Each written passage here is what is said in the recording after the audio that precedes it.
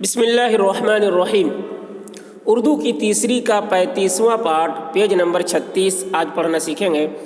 اور ہماری ویڈیو پسند آئے تو ہماری ویڈیو کو لائک کریں اور شیئر کریں اور ہمارے چینل کو سبسکرائب کریں تاکہ اس طرح کی ہیلپفل ویڈیو ہم آپ کے لیے لاتے رہیں۔ تو چلیے آج کا سبق شروع کرتے ہیں۔ دیکھیے شعر سے متعلق باتیں چل رہی ہیں۔ شعر اگرچہ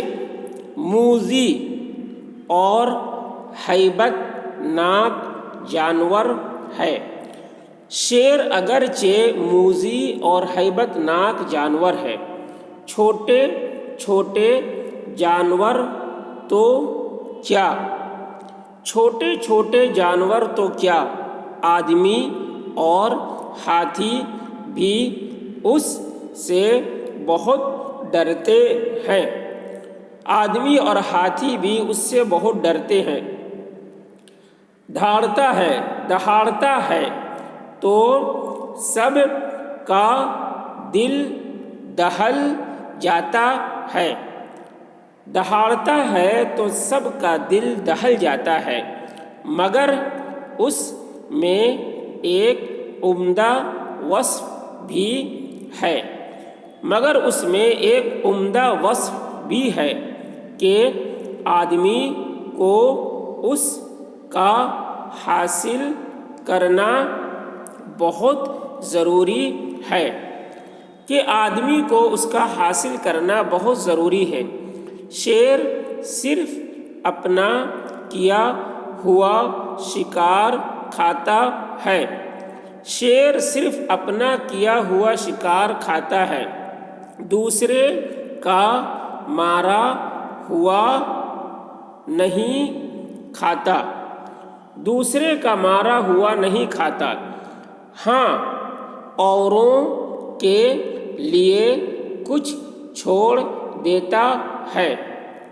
ہاں اوروں کے لیے کچھ چھوڑ دیتا ہے۔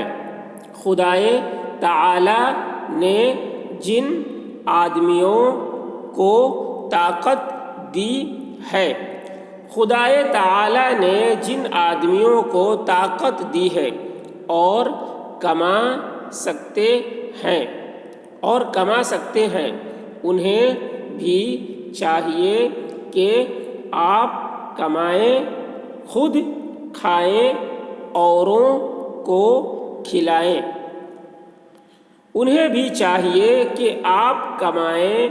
خود کھائیں، اوروں کو کھلائیں، یہ نہیں کہ اوروں کے کمائے ہوئے پر نظر رکھیں، یہ نہیں کہ اوروں کے کمائے ہوئے پر نظر رکھیں، یہ کاہلوں اور بے غیرتوں کا کام ہے، یہ کاہلوں اور بے غیرتوں کا کام ہے۔ بعض لوگ شیر کے ناخن چاندی سونے میں مونڈھ کر تعویذ بناتے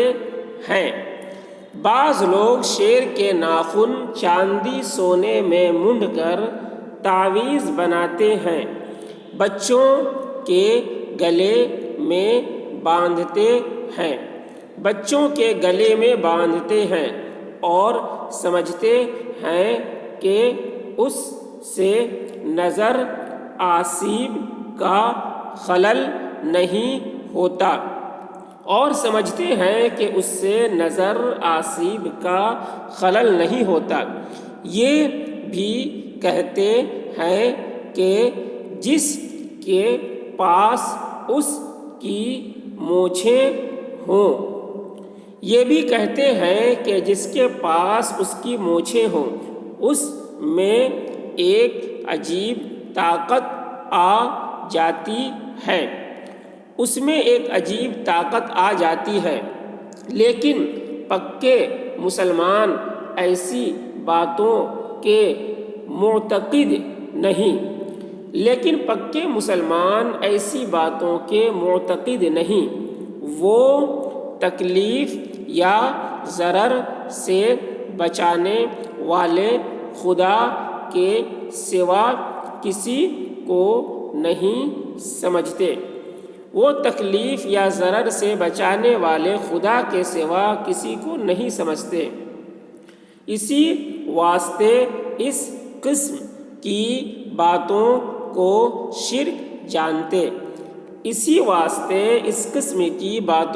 شرک جانتے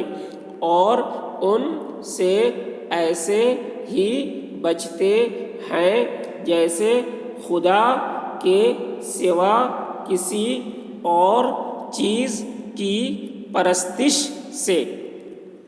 اور ان سے ایسے ہی بچتے ہیں جیسے خدا کے سوا کسی اور چیز کی پرستش سے۔ شیر کا گوشت حرام ہے،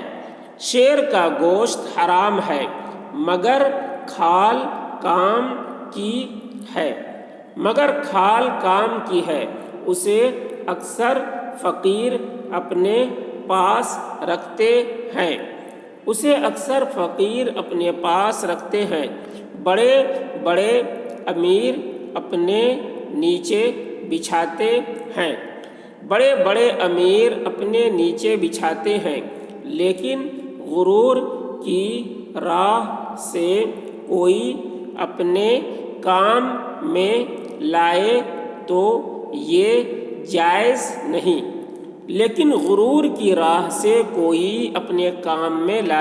تو یہ جائز نہیں۔ پھر سے ایک بار دیکھیں، شیر اگرچہ موذی اور ہیبت ناک جانور ہے، چھوٹے چھوٹے جانور تو کیا، آدمی اور ہاتھی بھی اس سے بہت ڈرتے ہیں، دہاڑتا ہے تو سب کا دل دہل جاتا ہے، مگر اس میں ایک عمدہ وصف بھی ہے کہ آدمی کو اس کا حاصل کرنا بہت ضروری ہے۔ شیر صرف اپنا کیا ہوا شکار کھاتا ہے، دوسرے کا مارا ہوا نہیں کھاتا، ہاں اوروں کے لیے کچھ چھوڑ دیتا ہے۔ خدا تعالیٰ نے جن آدمیوں کو طاقت دی ہے اور کما سکتے ہیں، انہیں بھی چاہیے کہ آپ کمائیں، خود کھائیں، اوروں کو کھلائیں، یہ نہیں کہ اوروں کے کمائے ہوئے پر نظر رکھیں، یہ کاہلوں اور بے غیرتوں کا کام ہے۔ بعض لوگ شیر کے ناخن چاندی سونے میں مونڈ کر تعویذ بناتے ہیں، بچوں کے گلے میں باندھتے ہیں اور سمجھتے ہیں کہ اس سے نظر آسیب کا خلل نہیں ہوتا، کہ جس کے پاس اس کی مونچھیں ہوں اس میں ایک عجیب طاقت آ جاتی ہے۔ لیکن پکے مسلمان ایسی باتوں کے معتقد نہیں، وہ تکلیف یا ضرر سے بچانے والے خدا کے سوا کسی کو نہیں سمجھتے، اسی واسطے اس قسم کی باتوں کو شرک جانتے اور ان سے ایسے ہی بچتے ہیں جیسے خدا کے سوا کسی اور چیز کی پرستش سے۔